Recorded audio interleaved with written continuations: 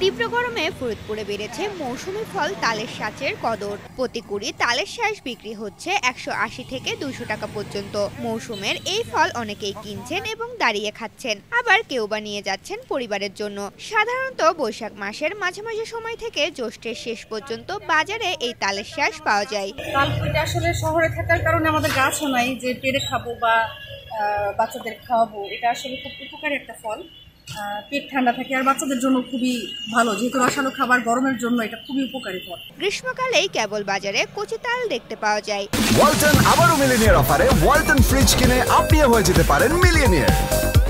Millionaire ছড়াছড়ি দেশ জুড়ে, এটা শুধু ওয়ালটনই পারে।